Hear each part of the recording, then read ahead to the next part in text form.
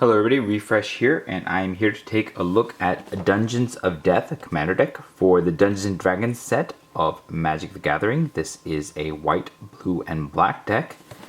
And on the back it says, descend into the dungeon, choose your commander, and overcome both friend and foe in this definitive multiplayer Magic format. Venture forth with Sephrus into the deepest dungeons of the Forgotten Realms. Emerge with a powerful army of undead and drag your opponents to their doom. Sephrus of the Hidden Ways. Although Sephrus specializes in the school of necromancy, she rejects the ignorant view that those who wield power over the dead are necessarily evil.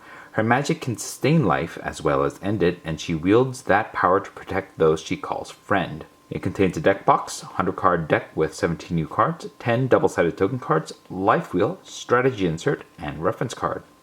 Let's take a look at what's inside. There are some tokens that you can punch out on the box, as well as whatever this is. Here's the deck box. There's a little picture of Sephrus, and otherwise it's the Forgotten Realms deck box. Here's our life wheel. Here's our strategy insert. Gives you some background information about Sephrus and some of the other cards that are in the deck.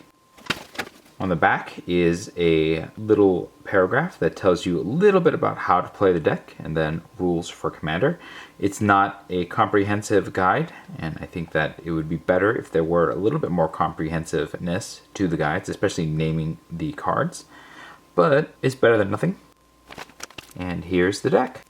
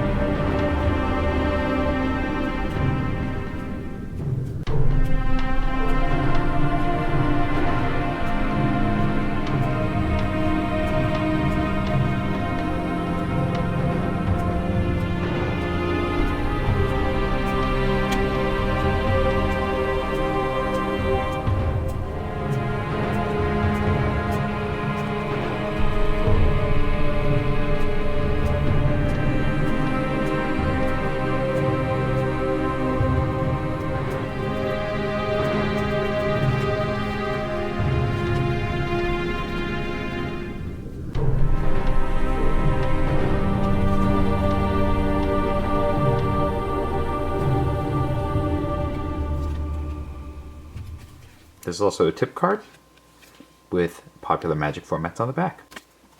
Now that I have had a look at this deck, I'm going to sleeve it up, play it against its peers, and I'll be back to let you know what I think. Alright, so I've had a chance to play with this deck a little, and here are my thoughts. This is attempting to be a dungeon deck, but it's actually not especially good at being a dungeon deck. Yes, there are some cards here that will help you to venture into the dungeon, and the face commander wants you to do that. The thing about the dungeon aspect is that your face commander needs you to jump through some hoops in order to venture into the dungeon, and that is to put your creature cards into your graveyard, which means that you either have to have self-mill or self-sacrifice effects, of which this deck doesn't really have much. There is a bit of a Reanimator theme going on here, but again without a lot of ways of throwing your own creatures into your graveyard consistently. Now there are ways of doing that in this deck, but nothing here feels consistent with that. It makes me feel like the deck is just not very good at what it's purportedly trying to do. Like, if you're looking for consistent creatures into your graveyard, is it the Merfolk Looter that we're trying to rely on here? And that doesn't feel like it's a great way to go about activating this deck's plans. Now the deck has a reasonable number of standard utility cards, ramp cards, wraths, and spot removal, and so forth. So it's not like the deck is lacking the basic structure of a commander deck. I just feel like its game plan doesn't really work out that well when we're talking about the main commander. And second commander, Nilor, is actually not that great of a commander for this deck either, because it is a strong card in some ways, that you can seal up a number of your opponent's creatures as long as you have enough other creatures that you can tap to gain control of them.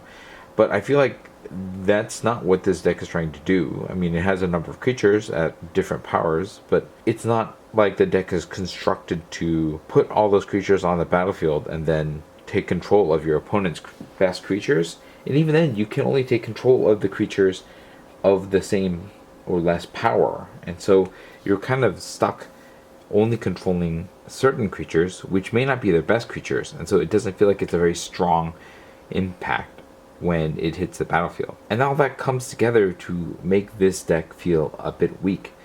And yes, part of that is because this is the first set that dungeons appeared in, and so maybe it's no surprise that there's only so much venturing into the dungeon that can be done. But I feel like there are certain other dungeon cards, at least from the set, that probably should have been in here as well in order to really shore that theme up. As it is, I can't really commend this one unless you really want to do some significant upgrades to make this one a bit more playable out of the box. I like the idea of playing with all these dungeons. I just don't think that this deck is successful enough at it or fun enough at it that it is worthwhile. And I think that the mana base could also use some improvement. I think that a few more dual or tri-lands would really help this one too. So that was my experience with Dungeons of Death. If you had a chance to play with this deck a bit yourself, let me know what your thoughts are, and if you have a better build for a Dungeons deck, link that in the comments below. If you enjoyed this video or found it helpful, hit the like button. If you'd like to see more of my videos, you can hit subscribe. This is Refresh. Thanks for watching, and I will see you next time.